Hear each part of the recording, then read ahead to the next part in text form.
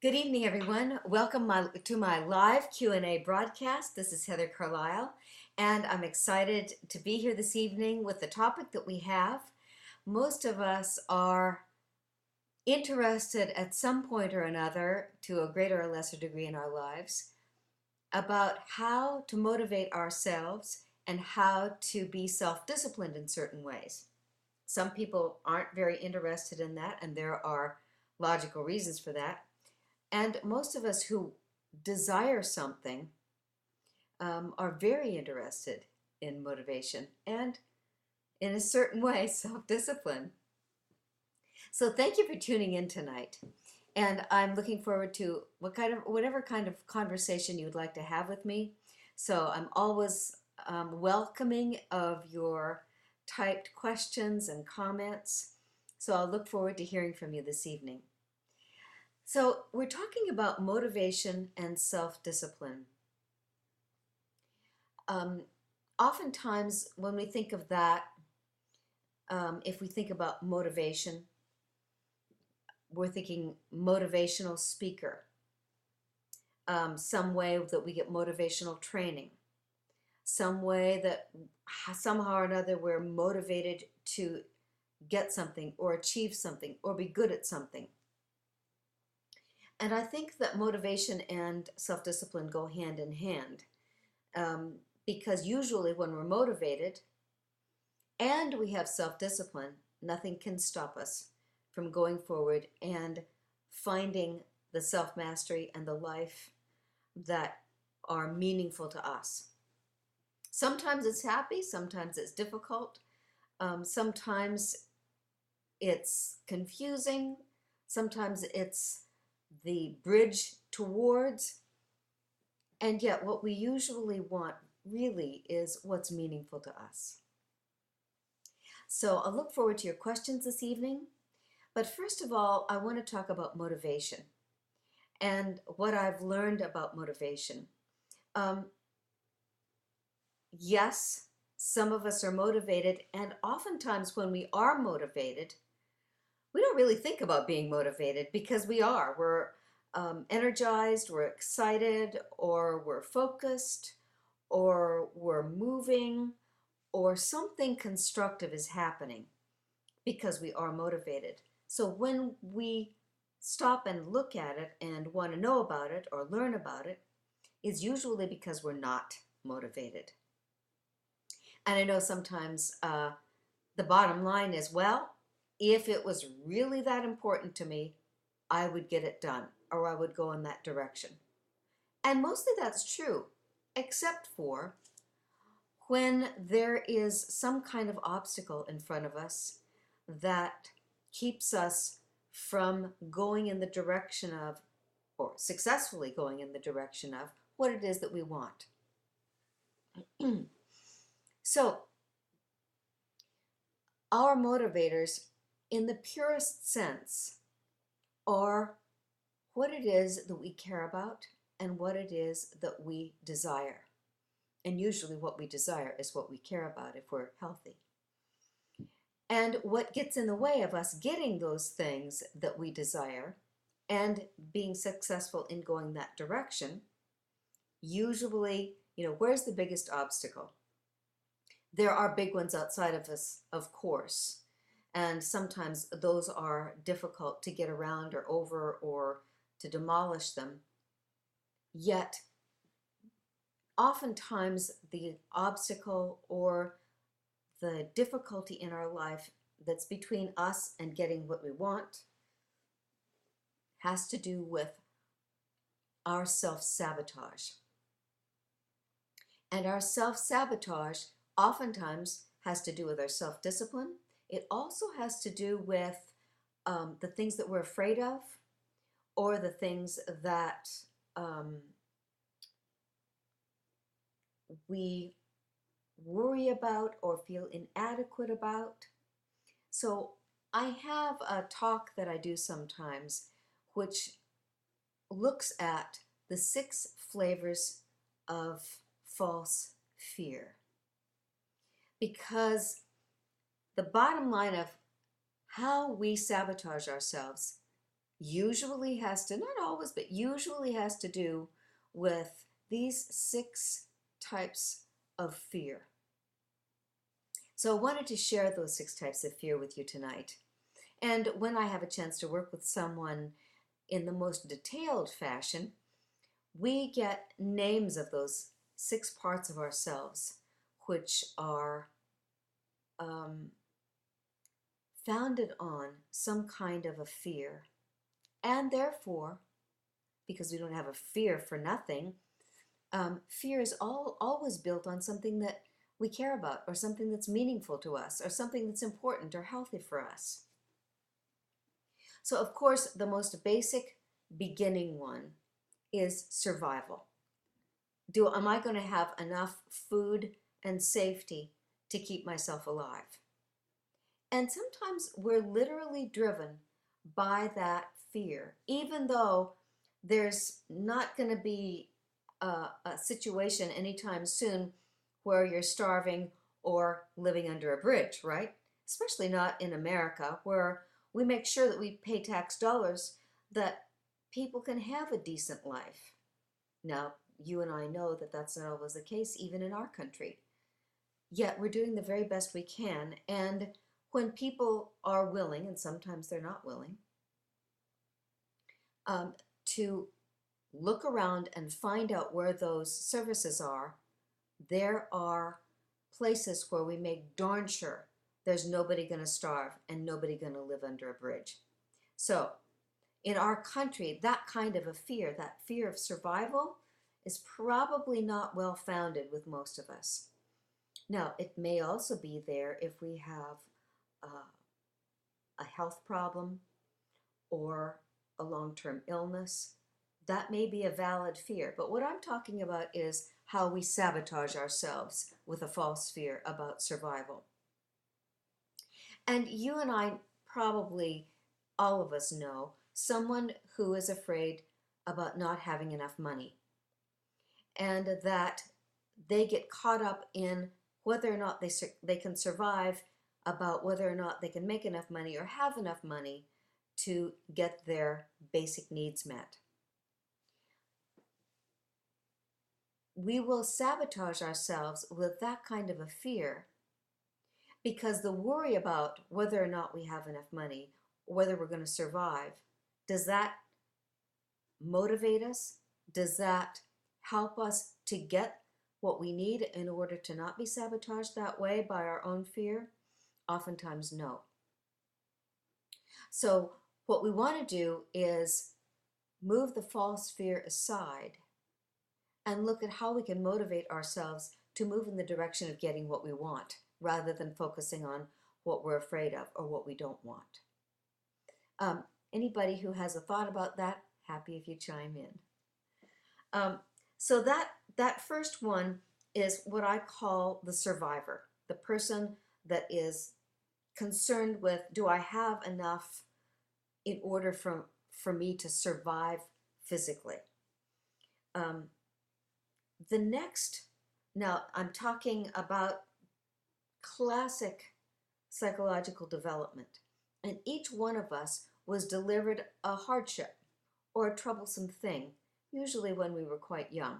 It may have been an actual threat because it was so real and so debilitating or dangerous or harmful, or it may have been a psychological threat in terms of our assumptions and the environment in which we grew up with. So the very first one, of course, and this is general for all of humanity, is that survivor, that person who learned that just having our physical needs met can sometimes be a concern.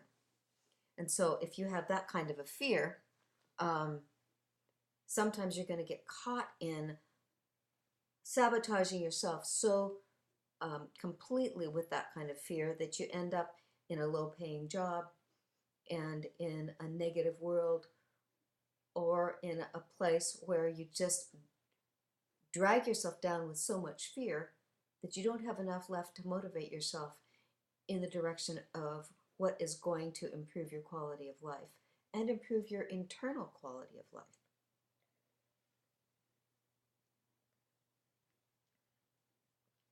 So that's the first one out of 6. The second one I call the outcast. And this has to do with our success at bonding with other people, at being socially connected, feeling like we belong, having a tribe, a family, a culture, a country, a neighborhood, a work community, and that we will have fears about whether or not we belong, or fears that we might be outcast or rejected or abandoned. And that is one of the ways that we keep ourselves from being motivated, that kind of a false fear. Now, when I work with someone who has this false fear, they end up having such a negative attitude about bonding with people, or a fear of not having a bond with people, that they end up either being too isolated and suspicious and not believing that they can bond, or too needy and grasping and clutching like Velcro, you know? So those two fears are going to get in your way of motivating you to get what you actually want, right? So the motivation comes from knowing that you want to belong somewhere, and that that's a natural part of life. That if we want to be bonded with people, that's something that we can decide that we want, and create the ability to move into a world of fellowship, friendship, social fun, social environments, activities, groups. If you don't have a family, then creating your own family because of the way you bond with people, rather than behave as if you're an outcast. So sometimes we have a difficulty motivating ourselves, and it's because we believe either that we're suspicious of people and we don't trust people and we don't want to be with people, we isolate ourselves and withdraw, or that we're over-attached to holding on to somebody and manipulating somebody in order to keep them, or keep them at in a tug of war, a power war, that we sabotage our own motivation to get what we want, in terms of getting in that power and control struggle with people in a bond, a healthy or unhealthy bond. Does that make sense to you guys? That false fear. That false fear of being an outcast, of being detached or rejected, or the false fear of never getting enough of that. So that's one of the ways that we lose our motivation, or we have motivation that doesn't work and doesn't help us get what we want. So the self-discipline part of this is that we decide, discipline, decision, that we decide, my self-discipline is my personal will, my willpower. And you know, in our culture, because the old-fashioned way was so wrapped around authoritarian power and control, we have the sense that self-discipline has to do with a negative kind of power and control. But the truth is, my self-discipline is me deciding and disciplining myself, in essence, to think, to speak, and to go into action for those things that are important to me, meaningful to me, and have some connection with what it is that I desire, that my soul desires in life. So my self-discipline is my ability to have mastery over myself, the power over myself, to focus my mind, my words, my energy in the direction that suits me, and that keeps me on track with what it is that is my soul's desire. And so my self-discipline is going to take me in that direction. If I don't have motivation, then I know the direction I want to go in, and I can make all the decisions in the world, and yet don't move. And so what we also know is that the true motivators, and I've mentioned this before, and I'm so respectful of the work of Daniel Pink. And Daniel Pink's book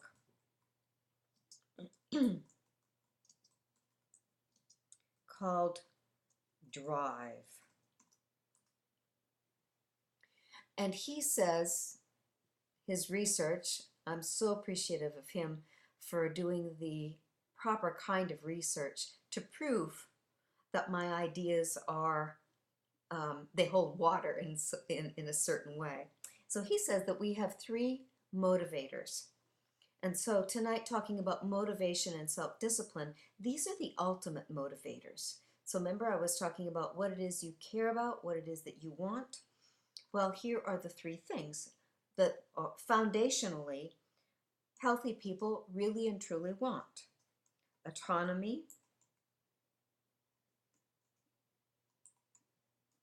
Autonomy meaning free to be true to myself, free, having the power over myself and the power over my life to be true to myself and not be controlled by somebody else or squashed into a role or a box that's not of my choosing.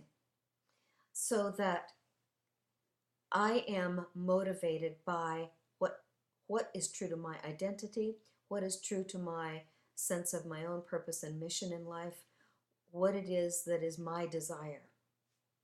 And then the second of three is mastery. And so, yes, I want to know what's true to me. And if I decide that something is true to me, then I want to be able to master that in myself so that I'm good at it. So the first two that I've talked about in terms of the false fears and the healthy desires, because they go hand in hand, right? Is survival. Well, I want to master myself well enough so that I am no sweat, paying my rent, have a nice house, have healthy food, a car to get around in, depending on where I live, that I'm master of my abilities so that I can not be an outcast, so that I can survive. Excuse me. The third form of motivation, basic universal motivators, you've heard me use this word several times this evening, is meaning. Something that has meaning for me or the person we're talking about. So our motivators have to do with our autonomy, our personal power to be and do and get what we want, our sense of being able to be competent and masterful with ourselves and our abilities, and that how we use that has meaning for us, that is not just something random or useless, it's meaningful. So if we look at the third false fear, it has to do with one of the ways that we get what we want. It's about being an orphan or being attached and loved and connected, having emotional intelligence, being empathetic and kind, and having that goodwill and love connection with people, or being somebody who is rejected and orphaned and left alone. So, and then how do we handle ourselves? Do we have a positive attitude and say, well, this is what I got, I'm going to do the best that I can with it? Or are we going to say, poor me, I'm an orphan, or I'm an orphan and I hate everybody, or I'm an orphan and I'm so scared that nobody will ever love me? And so the false fear of being orphaned connects with what we really and truly want. And when we can motivate ourselves and have the discipline to choose to move in the direction of mastery and meaning, then we know that there is somewhere in life where we're not an orphan, where we are wanted, and we can share love with somebody. I've talked with so many people who want to have that hope and are wrapped around the fear in their own internal sabotage, self-sabotage with their own false fear. And you've probably heard this, or you may have thought it yourself. Um, will there ever be anybody who loves me? Um, and if my relationship broke up, or if my parents in some way or another didn't love me, then is there ever hope? And you and I know that there are millions of people on the planet Earth. Of course there's hope that you will love and be loved. And yet the false fear that sabotages some people is, I'm afraid that I will never be loved. And then of course they're not going to be motivated to go in the direction of finding it, and they're not going to have the self-discipline, the sense of autonomy and empowerment to do that which is going to take them in the direction of finding what they really desire. So that's the third false fear of being orphaned. Also, that's in the adult state, I think about it as the needy adult who has low emotional intelligence and is either then too clingy or too pushing away, too unempathetic.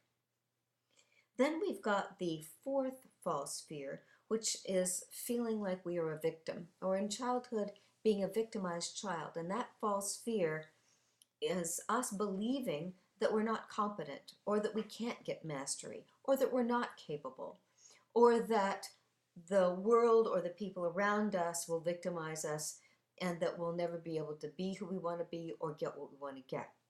And so then we sabotage ourselves and our motivation because we're thinking falsely about our own incompetence. And you and I know even people who have been in the experience of true victimization, where they have perhaps a disability, or they've been in a national disaster and have lost their home or their family members, that is a true tragedy, and they are truly victimized. Even then, there is that in us that cares so much that we can move forward with motivation and self-discipline to get what we want. So this is just one of those false fears that gets in our way. We can identify it and do something about it, or we can not want to look at it, or we just don't even know that it's there. So my job is to clearly define and name the ways that we sabotage ourselves so that we bring them down to something that we understand. It doesn't define who you are, it's just a lesson and something to be wise about, to learn about, and then to be able to motivate ourselves to go in a direction that moves past that fear or integrates it or we integrate it in some way where it becomes then a strength that we have, because you and I know that when there's a difficulty and when we have a false fear, we learn about that, we end up being even wiser and stronger as a result of moving through it and making friends with it, right? So any of you who are chiming in tonight, I would love for you to ask me a question. If it relates to this material, that's great. If it doesn't, that's great too. Thank you. And thank you for tuning in. So then the fifth way that we have a false fear, or the fifth way we sabotage ourselves, is I think about it as how we want to do the right thing. We want to be have integrity. We want to be honest, responsible, trustworthy, and do that which is the right thing. Sometimes we have something inside of us that will go too far in either direction and move us in the place of being afraid of whether or not we did the right thing.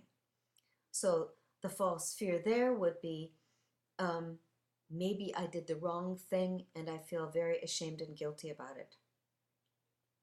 And I'll never forget a lady who came to me, and it was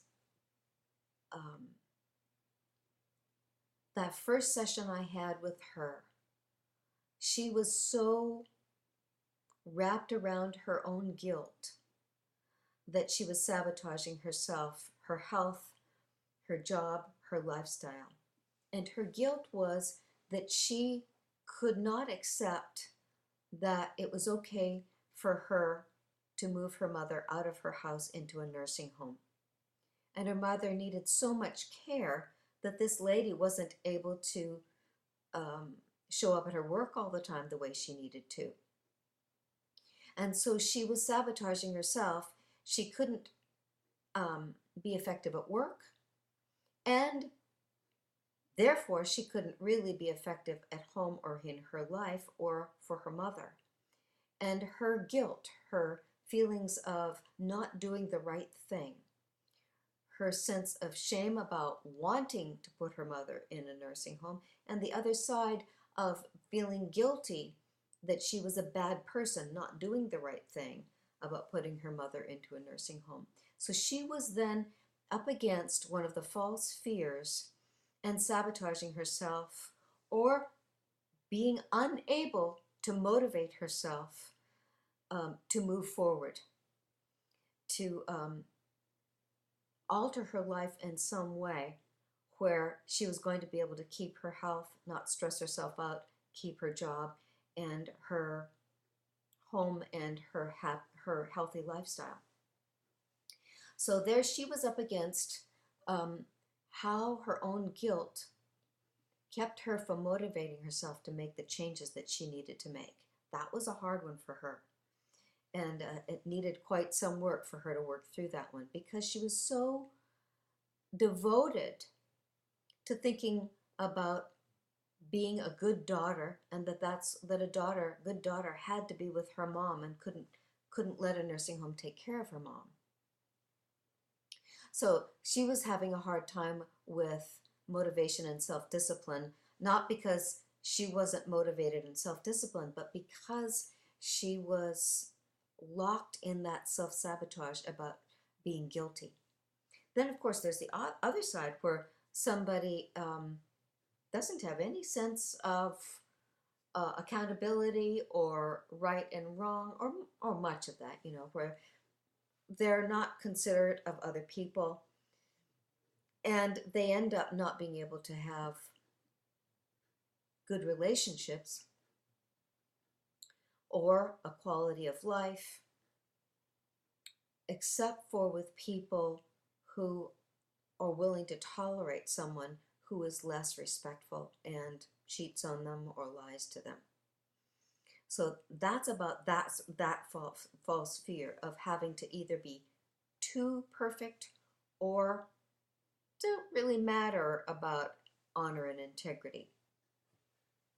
And that will get in your way, of course, because then I call that the betrayer, where we betray our integrity by either giving too much and becoming a doormat, or compromising our own honor and integrity by being too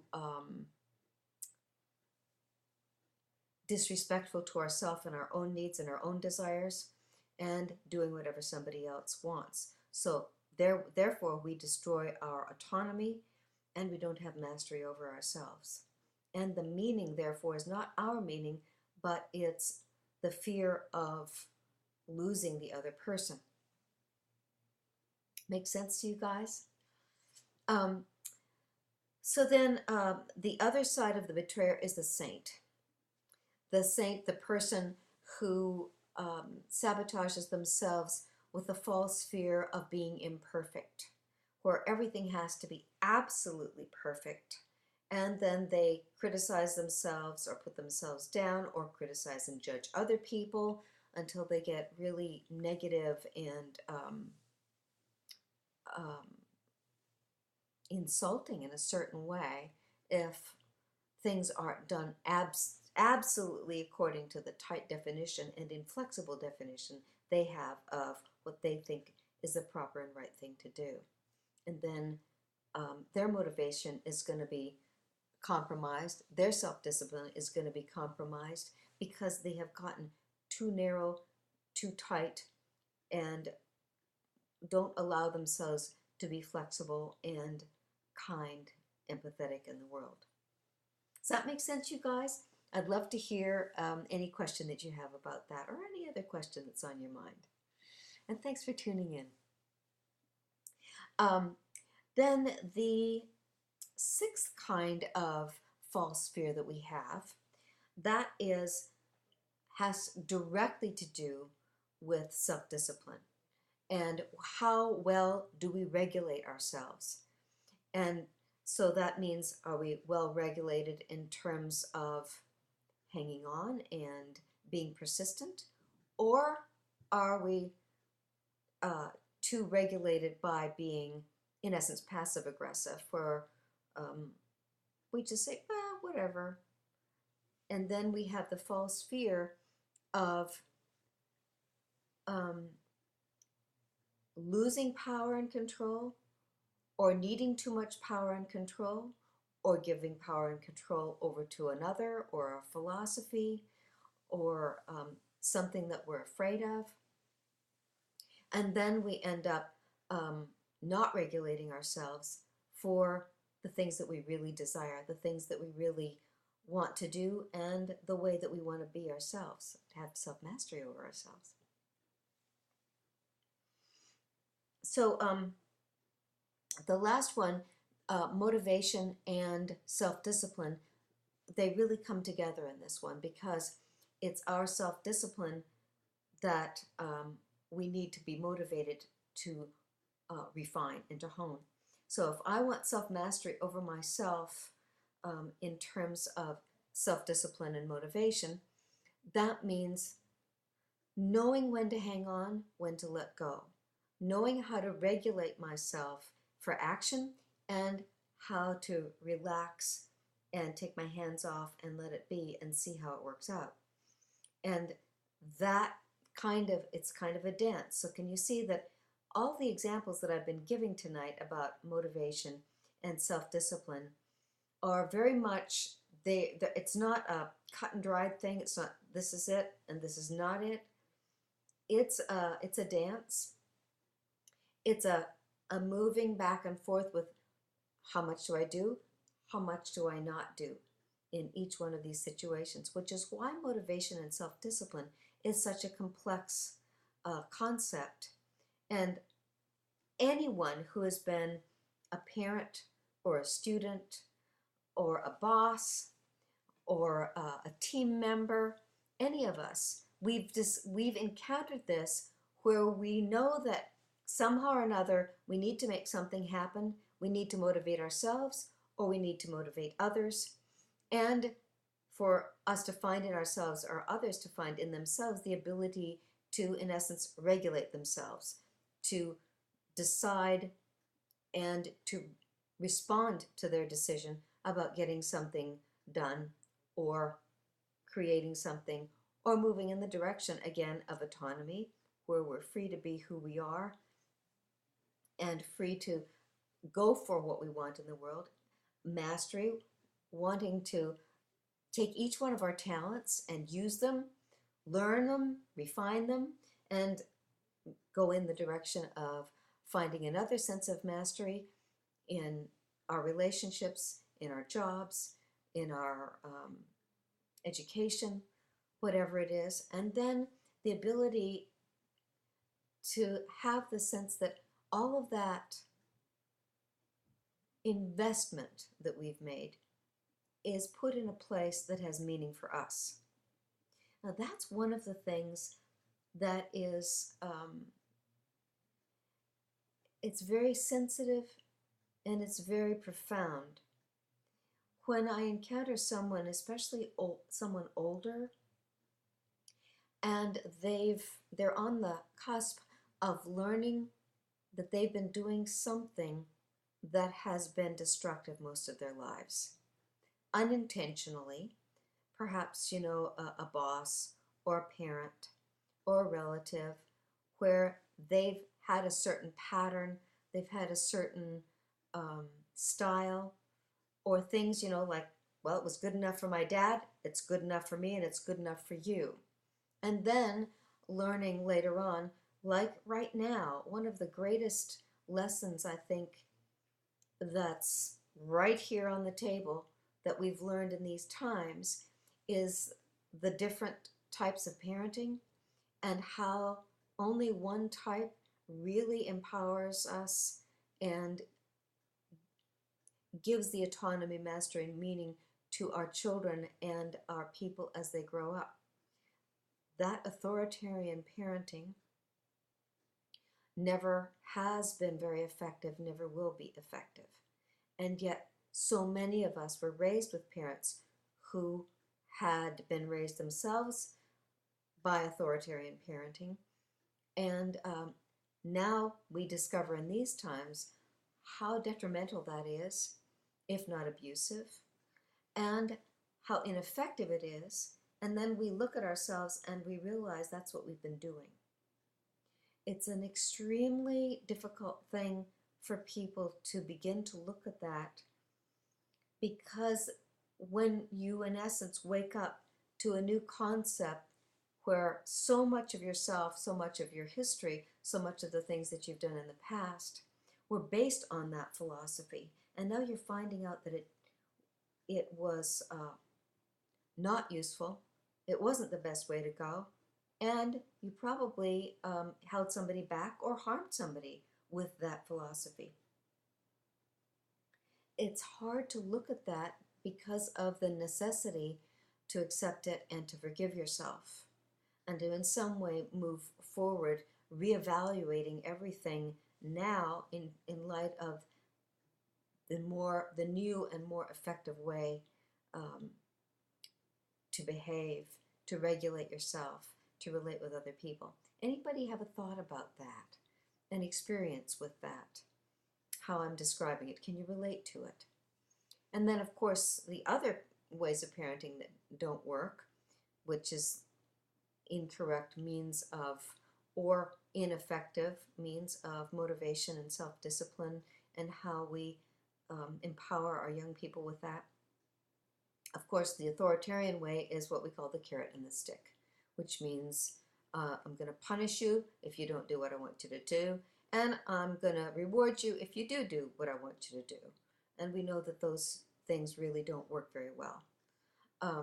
And then there is what we call laissez-faire parenting, which means I'm going to take my hands off and I'm going to let you do whatever you want to do.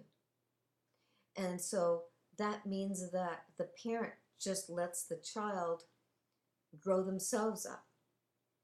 And children don't automatically understand about self-mastery. They don't know all the levels of growth that are natural to a human being. They don't know how to set themselves up with the autonomy where they can master themselves, let alone learn their own ability to be self-regulating.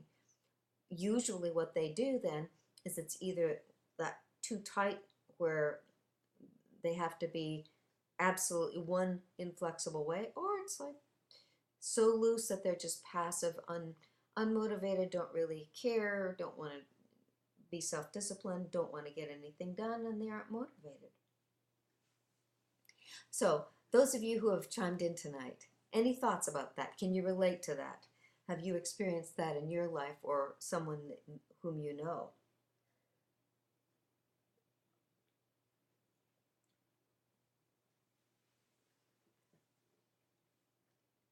There's another form of parenting that doesn't work, of course, and that's the kind of parenting that's just not there. And this sometimes happens, unfortunately, with parents where there's a divorce or a single parent, and that parent has to work. And so then the child is just left alone and doesn't have much supervision or much interaction or much guidance or role modeling. And kind of just they run free, run wild, and find that they are growing each other up with other kids. So that way doesn't work either. And what we do know that works is what we call authoritarian parenting, which means there's a grown-up, there's an adult who kind of knows the ropes, and knows how to keep the kids in that place where they're developing their own sense of mastery with their own ability to be self-regulated or self-disciplined, and to master their abilities. Um, there's a lovely metaphor in parenting, in parenting classes, that's very easy, very approachable, and makes perfect sense. So there's kind of a, a transformational spot that we hit around about 11, 12, 13, 14, in around there, where we move out of childhood into adolescence. And the metaphor is that we go from kind of being a pack animal, like dogs are, where they're all together in a tribe, into being cats. Because the younger kids are in a family, and as adults, as parents, we need to manage their energies, their thoughts, how they behave, so that we keep them kind of in a safe and stimulating place. So that we want to make sure that we keep them on track with making healthy choices. So we give them choices.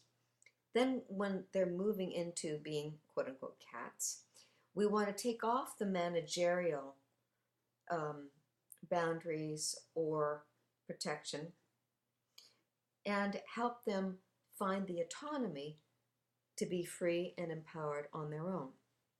And of course, there is a drive in our adolescents, our teenagers, that's exactly what they're looking for. And that clumsy spot in between those two is our job as adults to take our hands off, to see if they're now able to manage themselves. So I'm going to go from managing my kids to letting them manage themselves. And so what we want to do is set them up for that autonomy and freedom, to have the self-mastery to manage themselves. Sometimes we've set it up so that it works pretty nicely. Other times they think they want this much freedom and they end up not managing themselves and making some mistakes or errors or difficulties that say, we need to still help you find a way for self-regulation so that you do manage yourself successfully. And my hat goes off to every parent, every person who needs to figure out how to empower a teenager to move away from managing them into helping teenagers find the autonomy and the self-mastery to be self-regulated, self-disciplined, and motivated to keep themselves in a direction that's healthy for their development and the quality of life that we want to have for them, and hopefully they want to have for themselves. Thank you for tuning in tonight, you guys. Any questions? Any thoughts? Is this all hanging together for you? I know I'm being quite detailed about this, and I wanted to talk about motivation and self-discipline because so often I think we're thinking, well, what is that? How do we achieve that? And these are some very specific ways, although it's quite complex, because it's hard to define motivation and self-discipline in just a few sentences. Truth is, it's natural to us as healthy people, and it's very natural when we've had parents who know what they're doing in those developmental stages of our life to help us find that self-mastery at each part of the journey.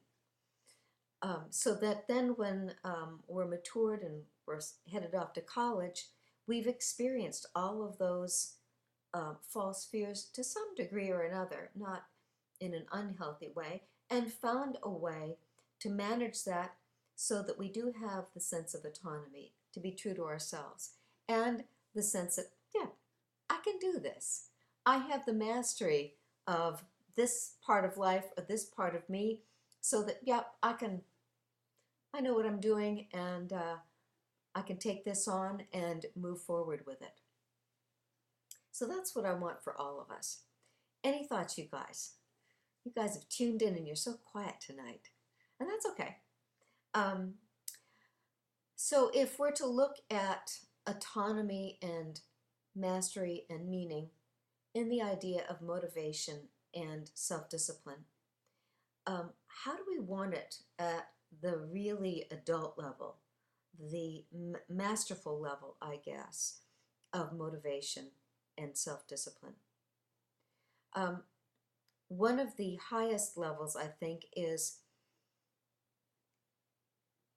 first of all getting to that place where, now our parents have taken the hands off, and as we mature, we get to that place of being able to be in the witness mode or to be a self-observer. Because in order for us to manage ourselves, we need to be able to kind of stand on the outside and look at ourselves and make an evaluation or an observation about what we see going on. And so I think about it as that ability for me to kind of go up there in the corner of the room and look at myself as if I were kind of looking down through a video camera and say, oh, look at, I'm thinking this, I'm saying that, oh, look what I just did. And once I can step outside of myself and examine and do it without being harsh, you know what I mean? Just being intelligent, pulling emotions out of the way and just observing. And then at that point, I can decide from outside of myself, because I'm now having perspective and I'm now getting intelligent about it. Oh, I see myself doing that. At that point, I have the ability to be decisive, which means self-disciplined. I can make the decision about whether or not that's how I like it to be, or, oh, I see something that I'd like to do that's different or better or wiser. So when we come to that place of higher or very mature self-discipline and motivation, we come from that place of watching ourselves and managing ourselves from that kind of like that executive mode, the observer mode. And you know that it all starts with what we think, right? And that means the thing that most people can't see is what only we can see is, what is it you're thinking? What's the nature of the patterns of your thought process? And I think that it evolves over time, that we'll get a certain way of thought and we'll be schooled in that thought, and it's working, and then as we mature, it may drift off the path of what we really want and how we want to be. I know I've watched myself as the years go by, really sometimes being on track with how positive and creative I want to be, and then being stressed by something and getting doubtful or negative, or doing this too much and that not enough. And I think that that's natural for us as our life unfolds, that we veer off and bring back, and that as we mature, that bringing back may take different types of self-mastery, different types of understanding our own thought process, our own dynamic, our own personality, as we mature. Because as we mature, different parts of our mastery or lack of mastery are revealed. They can't all be revealed in the beginning of life because we're growing and changing. So that, so in some ways, that's kind of disconcerting, because you mean when I learn how to do stuff really well, it's not going to just serve me for the rest of my life? Usually not, which means there are things to learn and things to grow about, things to master in ourselves continuously. And sometimes you get too tired to do it. Sometimes You don't want to change anything. And sometimes you've changed too much for certain reasons. That's one of the things that is endlessly fascinating to me and makes me very grateful.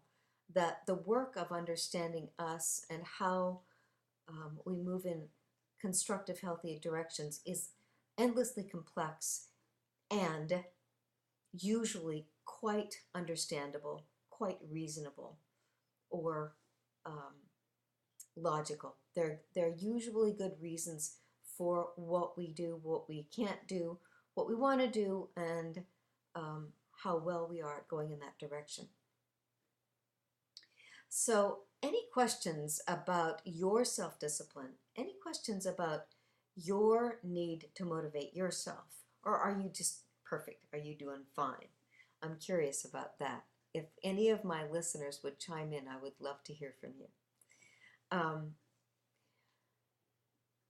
Motivation and self discipline sound kind of um, theoretical or intellectual, and yet um, think about the motivational speakers you've encountered. Now, I have a real back and forth with these motivational people. Sometimes it's what I call um, just a cheerleader.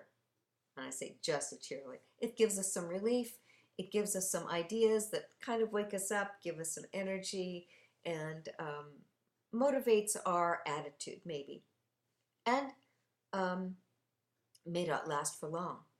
And then there are other motivational speakers where, or teachers, or workshops, or experiences where we hear a story that may be inspiring.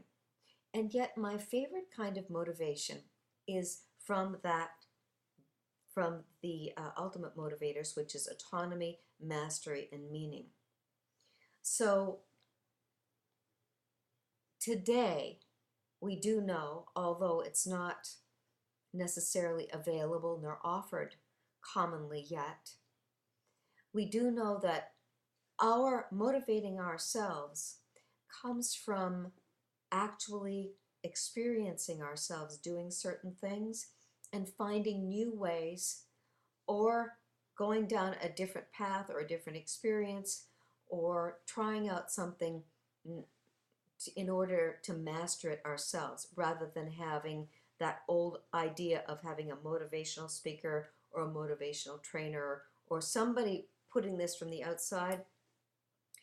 The best ones, the ones that know the most recent information, are those which give us an opportunity to find our own motivation, give us an opportunity to find the things inside of ourselves that have meaning to us. And of course, that's my goal in my live broadcasts, is I want you to experience this, and I want you to be able to personalize it so that whatever it is that I'm sharing or teaching is a way for you to begin to examine yourself, not just to tell you the stories about somebody else. I want you to be able to apply this. It's like, oh, this is meaningful to me. That I can see in my coworker or my little brother, whatever it is. Any thoughts, any questions tonight, anybody? Motivation and self-discipline. The old way of thinking about this was usually, well, you've got to motivate yourself, or you've got to be disciplined, which sounds like a harshness. And yet the harshness is part of that old carrot and the stick mentality of discipline yourself, because that's how you're going to make yourself do what you want to do. Now, sometimes it can work. A threat will work, or the fear of something. If you need to turn in an exam and you've done your homework but you haven't turned it in, the threat or the fear of not being able to get your grade definitely motivates you.